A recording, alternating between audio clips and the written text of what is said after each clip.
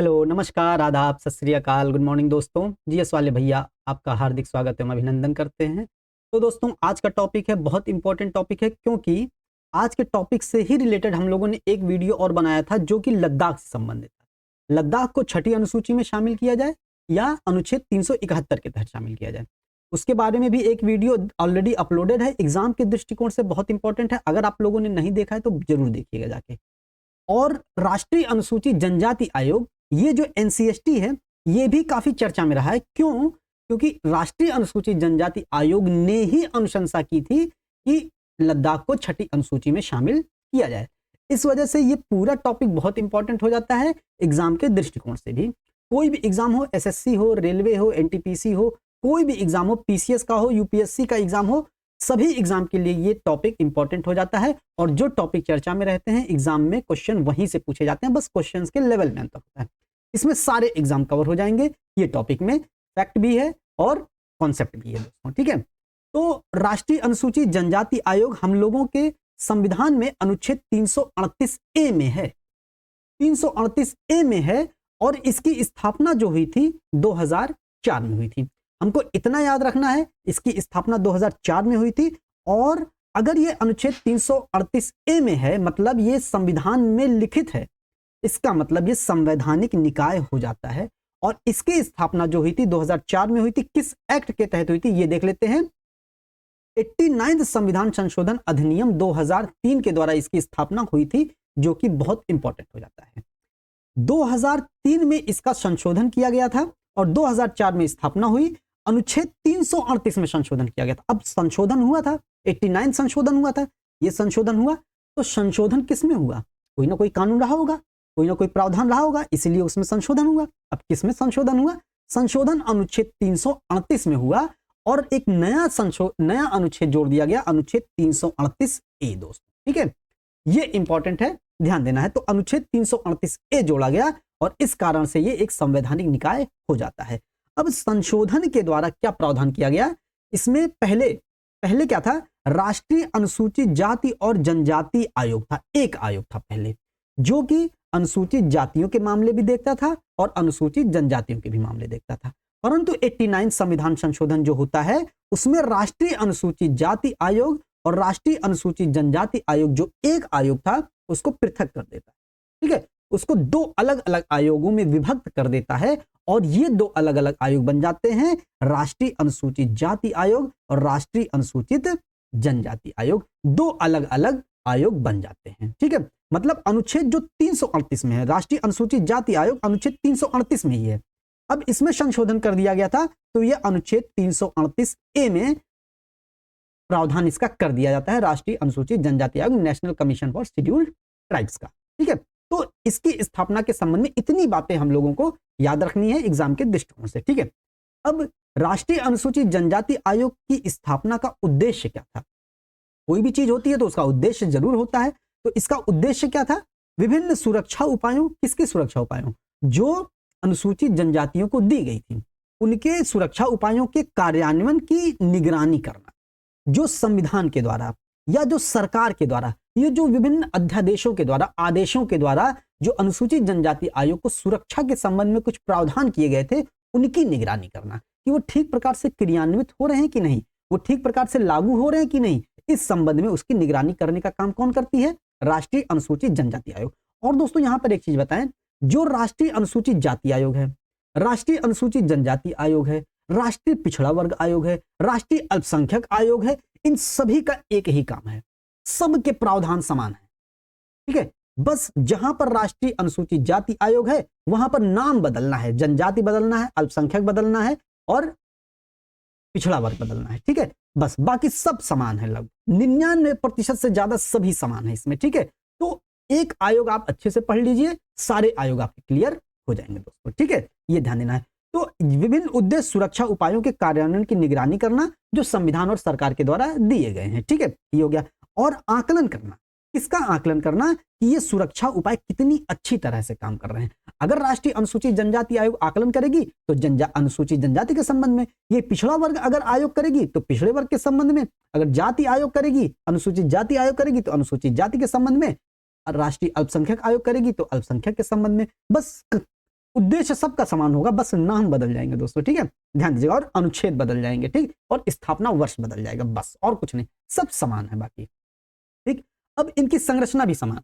संरचना क्या है? इनकी संरचना एक अध्यक्ष होगा, एक उपाध्यक्ष होगा और 3 अन्य सदस्य होंगे, ठीक, एक अध्यक्ष, एक उपाध्यक्ष, 3 अन्य सदस्य, मतलब टोटल 5 सदस्य हो जाते हैं। इंपॉर्टेंट है, ध्यान रखना है। इनकी संरचना में 5 सदस्य हो जाते हैं, और जो इनका अध्यक्ष होता है ना, अध्यक्ष को केंद्रीय कैबिनेट मंत्री का दर्जा प्राप्त होता है, बहुत इंपॉर्टेंट है। अब जैसे हम लोग देखते हैं ना, लोकसभा में विपक्ष के नेता, राज्यसभा में विपक्ष के नेता को केंद्रीय कैबिनेट मंत्री का दर्जा प्राप्त होता है, ऐसे ही अनुसूचित जनजाति आयोग के अध्यक्ष को केंद्रीय कैबिनेट मंत्री का दर्जा प्राप्त होता है, ऐसे ही राष्ट्रीय अनुसूचित जाति आयोग के अध्यक्ष को केंद्रीय कैबिनेट मंत्री का दर्जा प्राप्त होता है, ऐसे ही ये जितने आयोग हैं उनके अध्यक्ष को केंद्रीय कैबिनेट मंत्री का दर्जा प्राप्त होता है, तो ये ध्यान रखना है, ठीक है।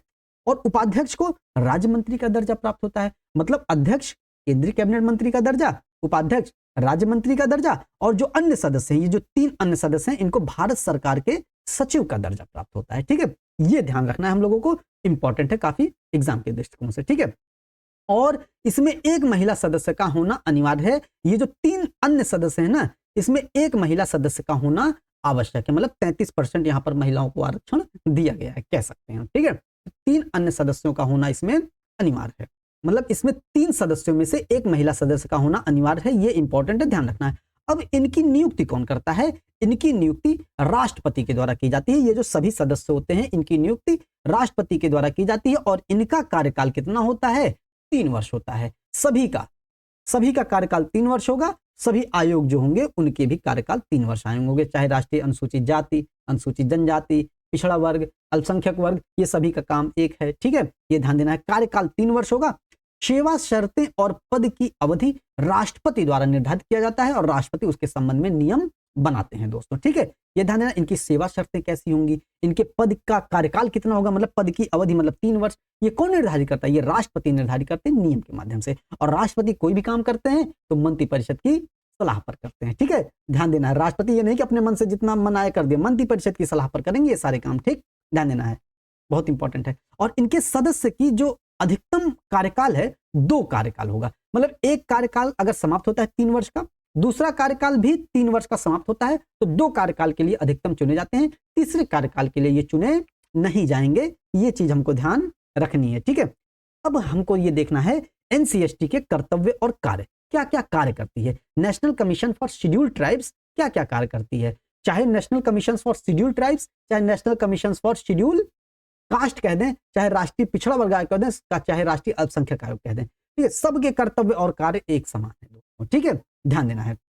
अब क्या करना है, इनके कर्तव्य और कार्य क्या है ये देखना है। प्रदत्त सुरक्षा उपायों, प्रदत्त मतलब दिए गए सुरक्षा उपाय, अब किसके द्वारा दिए गए सुरक्षा उपाय, चाहे संविधान के द्वारा, चाहे सरकार के द्वारा, या किसी कानून के माध्यम से, या किसी आदेश अध्यादेश के माध्यम से, जो अनुसूचित जनजाति को सुरक्षा प्राप्त है, सुरक्षा उपाय प्राप्त है, उनके मामले की जांच करना, निगरानी करना कि सही प्रकार से क्रियान्वित है कि नहीं है। उद्देश्य में भी यही चीज देख चुके थे हम लोग, है कि नहीं, ये देखना है। उनके अधिकारों और सुरक्षा उपायों से वंचित करने के संबंध में शिकायतों की जांच एवं सुनवाई करना। अगर किसी अनुसूचित जनजाति के सदस्य को, मतलब आयोग के सदस्य को नहीं, मतलब किसी अनुसूचित जनजाति के व्यक्ति के अधिकारों का हनन हो रहा है, अगर वो शिकायत कर रहा है, तो शिकायतों की जांच करना और उसकी सुनवाई करने का अधिकार कौन किसके पास है? राष्ट्रीय अनुसूचित जनजाति आयोग के पास, ठीक है। ऐसी महिला के संबंध में महिला आयोग के पास है, अनुसूचित जाति के संबंध में अनुसूचित जाति आयोग के पास है, पिछड़े के संबंध में पिछड़े आयोग के पास है, अल्पसंख्यक के संबंध में अल्पसंख्यक आयोग के पास है, ठीक है, सेम चीज है। अनुसूचित जनजातियों के सामाजिक आर्थिक विकास की योजना प्रक्रिया में भाग लेना और सलाह देना, मतलब ये उनके संबंध में जो नियम कानून बनाए जाते हैं उस योजना प्रक्रिया में भाग लेते हैं, और ये सरकार को सलाह भी देते हैं। परंतु इनके द्वारा जो दिया गया सलाह होता है ना, सरकार पर बाध्यकारी नहीं होता है। कोई भी आयोग होता है उसके संबंध में यही चीज लागू होती है दोस्तों, ठीक है। विकास की प्रगति का मूल्यांकन करना, किसके विकास के? देश के विकास की नहीं, अनुसूचित जनजातियों का कितना विकास हुआ है, इन पर आरक्षण का क्या प्रभाव पड़ा है, इनका सामाजिक आर्थिक राजनीतिक शैक्षणिक क्या विकास हुआ है, इन संबंधों में इनके विकास की प्रगति का मूल्यांकन करना भी इनका एक काम होता है। आयोग अब इन सभी के बारे में जो ये सभी चीजें हैं, आयोग जो होता है इस संबंध में अपनी रिपोर्ट जो तैयार करता है, उस संबंध में अपनी रिपोर्ट किसको देता है? राष्ट्रपति को देता है, प्रतिवर्ष देता है। और ऐसा नहीं कि केवल वर्ष में एक बार देगा, जब भी जरूरत पड़ेगी तब देगा। मतलब प्रतिवर्ष दे सकता है और आवश्यकता अनुसार रिपोर्ट दे सकता है, मतलब कभी भी दे सकता है। ठीक है, ये ध्यान देना है। ठीक, तो अब राष्ट्रपति को रिपोर्ट दिया तो राष्ट्रपति क्या करेंगे उसको? आखिर राष्ट्रपति को जब रिपोर्ट दिया तो राष्ट्रपति क्या करेंगे उसका? तो राष्ट्रपति उसको दोनों सदनों में रखवाएंगे, एक लोकसभा में और एक राज्यसभा में, दोनों सदनों में रखवाएंगे उस रिपोर्ट को। ठीक है, अब आयोग अपना प्रतिवेदन राज्यपाल को भी दे सकता है। मतलब यहां पर राष्ट्रपति को दिया, अगर केंद्र से संबंधित मामला हुआ, ठीक है, अनुसूचित जनजातियों के संबंध में अगर केंद्र से संबंधित कोई मामला है तो राष्ट्रपति को देता है, और अगर उसको लगता है कि राज्य से संबंधित कोई मामला है तो राज्यपाल को देता है। यदि राज्य से संबंधित कोई मामला हो तो राज्य को देगा, और राज्यपाल क्या करेगा? उसको विधानमंडल में रखवाएगा। अगर विधानमंडल में 2 सदन है तो दोनों सदन में राज्यपाल रखवाएगा, अगर एक सदन है तो एक सदन में रखवाएगा। ठीक है, और राष्ट्रपति दोनों सदन में रखवाता है क्योंकि केंद्र में 2 सदन है। ठीक, ये ध्यान देना है। अब मंत्रिपरिषद सिफारिशों को स्वीकार कर सकती है, अस्वीकार भी कर सकती है। अब जो राष्ट्रपति ने जो दोनों सदनों में रखवाया था, राज्यपाल ने जो दोनों सदनों में रखवाया था, अब उस पर विचार कौन करेगी? विचार उस पर मंत्रिपरिषद करेगी, और मंत्रिपरिषद उसको जो सिफारिशें दी हैं अनुसूचित जनजाति आयोग ने, आयोग की सिफारिशों को मंत्रिपरिषद स्वीकार भी कर सकती है और मना भी कर सकती है, अस्वीकार भी कर सकती है। लेकिन दोस्तों यहां पर बहुत इंपॉर्टेंट है, स्वीकार करती है तो बहुत अच्छी बात है, लेकिन अगर उसने अस्वीकार कर दिया तो उसका कारण बताना जरूरी है कि आपने क्यों अस्वीकार कर दिया। ठीक है, आयोग के परामर्श को आपने क्यों अस्वीकार कर दिया, ऐसे क्या कारण था, लॉजिक आपको देना पड़ेगा। ये नहीं कि मन में आया तो कर दिए, कोई अपना निजी हित था या आरक्षण से संबंधित कोई लाभ लेना था या कोई और बात थी तो मना कर दिया, ऐसा नहीं है। लॉजिक के साथ कारण बताना पड़ेगा क्यों अस्वीकार कर दिया है। ठीक है, ये चीज ध्यान देना है। रक्षोपायों के प्रभावी कार्यान्वयन हेतु संघ एवं किसी राज्य को सिफारिशें करना। मतलब अनुसूचित जनजाति आयोग का एक काम क्या है कि वो संघ को या राज्य को सिफारिश कर सकती है इनके सुरक्षा उपायों पे, इनके प्रभावी कार्यान्वयन के लिए, इनके विकास के लिए, इनके सामाजिक, आर्थिक, राजनीतिक, शैक्षणिक, सांस्कृतिक विकास के लिए कोई उपाय ये बता सकती है, कोई सिफारिश कर सकती है राज्य सरकार को भी और केंद्र सरकार को भी। ठीक है, ये चीज ध्यान देनी है। अब राष्ट्रपति अनुसूचित जनजातियों के संरक्षण, कल्याण, विकास और उन्नति से संबंधित किसी अन्य कृत्यों का निर्वहन कर सकेगा। वो ऊपर थे जितने भी, वो सब हो गए अनुसूचित जनजाति आयोग के कार्य, और जब राष्ट्रपति इसके संबंध में, राष्ट्रपति अनुसूचित जनजातियों के कल्याण के संबंध में अन्य कृत्यों का निर्वहन कर सकता है। और कैसे करेगा? संसद द्वारा बनाई गई किसी विधि के अधीन करेगा। मतलब जो संसद कानून बनाती है अनुसूचित जनजातियों के संदर्भ में, उसी कानून के दायरे में रह करके राष्ट्रपति अनुसूचित जनजाति के संबंध में उनके संरक्षण, उनके कल्याण, उनके विकास, उनकी उन्नति, उनकी प्रगति के बारे में अपने कर्तव्यों का निर्वहन कर सकेगा। ठीक है, ये चीज ध्यान देनी है। और जो राष्ट्रीय अनुसूचित जनजाति आयोग है, वो उस आयोग को कौन सी शक्तियां प्राप्त हैं? आयोग को सिविल कोड की सभी शक्तियां प्राप्त है। अब सिविल कोड की सभी शक्तियां क्या हो जाती हैं, ये देख लेते हैं। सिविल कोड की शक्तियां जैसे राष्ट्रीय अनुसूचित जाति आयोग को भी प्राप्त है, जनजाति आयोग को भी प्राप्त है, महिला आयोग को भी प्राप्त है, अल्पसंख्यक आयोग को भी प्राप्त है और पिछड़ा वर्ग आयोग को भी प्राप्त है। तो ये सभी आयोगों को सिविल शक्तियां प्राप्त है। अब ये सिविल शक्तियां जितना भी है ये सभी आयोगों को मिल जाएंगी। ठीक है, वही चीज। तो किसी व्यक्ति या संस्था को समन भेजना मतलब उसको बुलाना, उसको बुलावा भेजना। ठीक है, कि आप आइए और यहां पर सहयोग दीजिए, या जिस मामले में भी उसको बुलाया जाएगा तो वो बुला सकती है। व्यक्ति या संस्था को समन भेजना। दस्तावेज प्रस्तुत करने के लिए कहना, किसी भी व्यक्ति या किसी भी संस्था को किसी प्रकार का दस्तावेज प्रस्तुत करने के लिए कह सकती है। ये इसकी सिविल शक्तियां हैं। ठीक है, तीसरा गवाही के लिए बुलाना, गवाही के लिए भी बुला सकती है। शपथ पत्र या एफिडेविट के लिए बाध्य करना, मतलब शपथ पत्र मंगा सकती है या एफिडेविट भी मंगाने के लिए बाध्य कर सकती है कि आप अपना एफिडेविट दीजिए, आप अपना शपथ पत्र दीजिए दोस्तों। ठीक है, ये चीज ध्यान देनी है। न्यायालय या किसी कार्यालय से किसी लेख या रिकॉर्ड को मंगवाना, मतलब सिविल कोड की जो सभी शक्तियां होती हैं वो यही सब होती हैं कि न्यायालय या किसी कार्यालय से अभिलेख मंगाना, रिकॉर्ड मंगवाना, मतलब दस्तावेज मंगवाना। ठीक है, ये सब चीजें इसको सिविल कोड के अंतर्गत, सिविल कोड की शक्तियों के अंतर्गत प्राप्त होती है। अब हम ये देख लेते हैं कि भारत में अनुसूचित जनजातियों के संबंध में क्या क्या प्रावधान है। ठीक है, बहुत इंपॉर्टेंट क्वेश्चन पूछा जाएगा। ठीक है, परिभाषा इसकी हम ये देखते हैं, अनुसूचित जनजातियों की परिभाषा क्या है। तो दोस्तों परिभाषा संविधान में कहीं भी नहीं है। अनुसूचित जनजातियों को क्या परिभाषित किया जाता है परिभाषा कहीं भी नहीं है, मतलब अनुसूचित जनजातियों की मान्यता के मानदंडों को परिभाषित नहीं किया गया है कि ये मानदंड है, ये जो है इस प्रकार ये अनुसूचित जनजाति में आते हैं, तो इस प्रकार की कोई परिभाषा नहीं दी गई है। लेकिन 1931 की जनगणना के अनुसार अनुसूचित जनजातियों को 1931 की जनगणना मतलब अंग्रेजों के समय में जनगणना हुई है, ठीक है।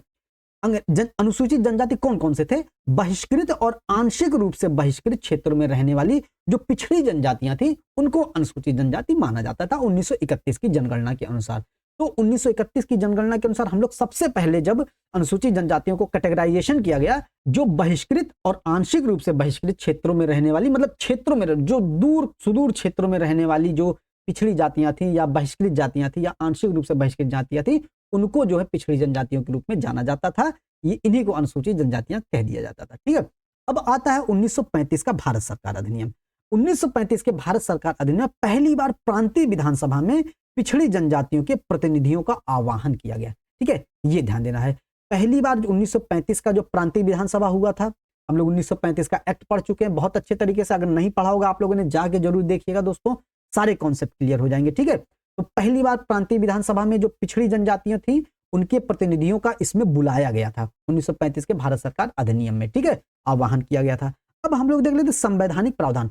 परिभाषा तो नहीं दी गई है लेकिन कुछ संवैधानिक प्रावधान किए गए हैं, जैसे अभी अनुच्छेद 338 ए आया ना, ऐसे कुछ संविधान में कुछ प्रावधान किए गए हैं, ये देख लेते हैं। तो अनुच्छेद 366 में है, 366 में दोस्तों सबकी परिभाषाएं दी गई हैं, ठीक है। तो ये जो 25वां नंबर आता है वो अनुसूचित जनजातियों के संबंध में आता है। ये बताया गया है कि केवल अनुसूचित जनजातियों को परिभाषित करने हेतु तो प्रक्रिया निर्धारित करता है, किस किस प्रक्रिया के माध्यम से इनको परिभाषित किया जा सकता है, लेकिन ऊपर दिया गया है कि मानदंड नहीं निर्धारित किए गए हैं कि इन्हीं आधार पर आप मानदंड हैं, यही मानदंड है, यही अनुसूचित जनजाति होंगे, ऐसा कोई मानदंड नहीं निर्धारित किया गया। लेकिन ऐसा बताया गया है कि प्रक्रिया आप निर्धारित कर सकते हैं कि क्या क्या प्रक्रियाएं हो सकती है, किन किन प्रक्रियाओं के माध्यम से किया जा सकता है शामिल, ठीक है।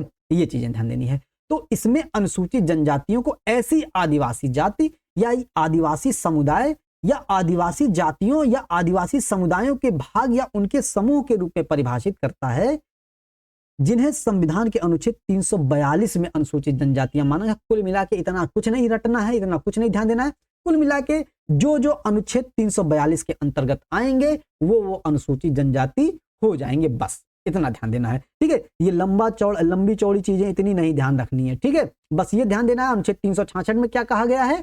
अनुच्छेद 366 में कहा गया कि जो अनुच्छेद 342 में होंगे वो अनुसूचित जनजाति होंगे, बस, ठीक है। अब देख लेते हैं अनुच्छेद 342 एक में क्या कहा गया है कि राष्ट्रपति के कुछ बात बताई गई है। राष्ट्रपति किसी राज्य या संघ राज्य क्षेत्र के संबंध में राज्यपाल से परामर्श करके लोक अधिसूचना द्वारा किसी भी समूह को जनजाति समूह घोषित कर सकता है, ये ध्यान देना है, ठीक है। मतलब जनजाति या जनजाति समुदाय, वही चीज लिखी गई, समुदाय या भागों उनके समूह को निर्दिष्ट कर सकेगा। मतलब यही चीज हो गई कि अनुसूचित जनजाति घोषित करने का अधिकार किसका है, ये पूछा जाता है। मतलब अनुसूचित जनजातियों को घोषित करने का अधिकार, किसी भी जाति को अनुसूचित जनजाति घोषित करने का अधिकार किसका आ जाता है, राष्ट्रपति का आ जाता है। और राष्ट्रपति अपने मन से नहीं करते हैं, राष्ट्रपति उस राज्य या संघ राज्य क्षेत्र के राज्यपाल से परामर्श करके और एक लोक अधिसूचना के माध्यम से अनुसूचित जनजाति घोषित कर सकते हैं, ठीक है।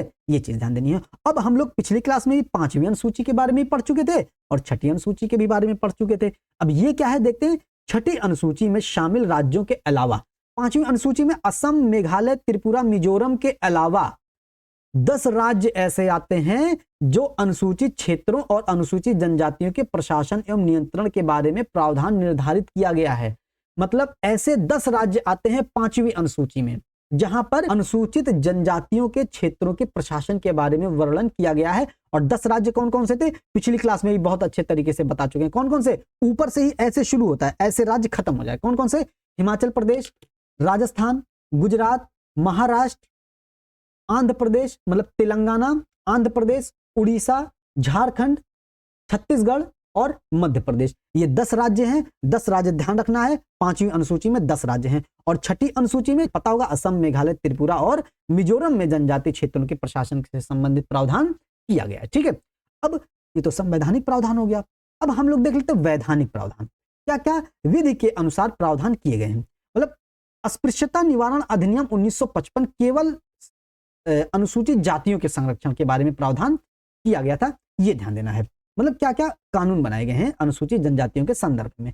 एक अस्पृश्यता निवारण अधिनियम 1955 आ जाता है और एक नागरिक अधिकार संरक्षण अधिनियम 1976 आ जाता है। मतलब इसी में संशोधन करके इसका नाम बदल दिया जाता है, ठीक है, इसका नाम बदल के नागरिक अधिकार संरक्षण अधिनियम 1976 कर दिया जाता है। फिर 1989 आ जाता है SC/ST अत्याचार निवारण अधिनियम 1989 दोस्तों, ठीक है। लेकिन ध्यान रहे जो पहला कानून आता है अस्पृश्यता निवारण अधिनियम, उसमें केवल और केवल SC को संरक्षित किया गया था और किसी को नहीं, ठीक है, ध्यान देना है। और इसमें नागरिकों को संरक्षित किया गया। फिर 1989 में SC और ST दोनों लोग आ गए, उनके अत्याचार जो होते हैं तो अत्याचार निवारण अधिनियम था ये, ठीक है, SC/ST अत्याचार निवारण अधिनियम 1989 था दोस्तों, ठीक है। फिर आ जाता है पंचायत उपबंध अनुसूचित क्षेत्रों तक विस्तार अधिनियम, पेशा अधिनियम 1996 हम लोग देखते होंगे। Panchayat extended to scheduled areas 1996 का प्रावधान भी आया था। इस संबंध में 5वीं अनुसूची में पंचायतें लागू नहीं थी। जो पंचायती राज व्यवस्था आई थी भारत में 1973 के अधिनियम के तहत, मतलब 1973 अधिनियम के तहत वो 5वीं अनुसूची के क्षेत्र में लागू नहीं थी। तो 5वीं अनुसूची के क्षेत्र में पंचायती व्यवस्था कैसे लागू की जाए, इस संबंध में पेशा एक्ट आया था, Panchayat extend to scheduled areas, मतलब पंचायतों का किस प्रकार से उपबंध किया जाए अनुसूचित क्षेत्रों में, अनुसूचित क्षेत्रों में पंचायतों का विस्तार किस प्रकार से किया जाए, इस संबंध में आया था पेशा एक्ट दोस्तों, ठीक है, ये ध्यान देना है। और एक कानून और आया फिर अनुसूचित जनजाति और अन्य पारंपरिक वन निवासी अधिनियम 2006 आता है दोस्तों, ठीक है। तो ये चीज आ जाती है, इसके वैधानिक प्रावधान, इसके ऊपर संवैधानिक प्रावधान और इसकी जो सिविल कोर्ट की शक्तियां इसको प्राप्त है अनुसूचित जनजाति आयोग को, और इसके संबंध में इसकी नियुक्ति, इसके कार्यकाल, इसकी संरचना, इसके अध्यक्ष, उपाध्यक्ष, इसके संशोधन द्वारा, किस संशोधन के द्वारा इसको शामिल किया गया, इसके उद्देश्य क्या थे, तो ये सारी चीजें हम लोगों ने बहुत अच्छे तरीके से फुल डिटेल के साथ ऑल एग्जाम ओरिएंटेड कवर कर लिया है दोस्तों, ठीक है। NCST बहुत इंपॉर्टेंट है, चर्चा में रहा है, क्वेश्चन पूछा जा सकता है, और यही सेम संबंधित सारे आयोग भी हैं जो जो अभी नाम ले चुके हैं। तो दोस्तों एग्जाम ओरिएंटेड सेशन था, सेशन को लाइक कीजिएगा, शेयर कीजिएगा, सब्सक्राइब कीजिएगा, कुछ नया पॉइंट मिला हो तो जरूर नोट कर लीजिएगा। तो दोस्तों सेशन को समाप्त किया जाता है। जय हिंद, जय भारत।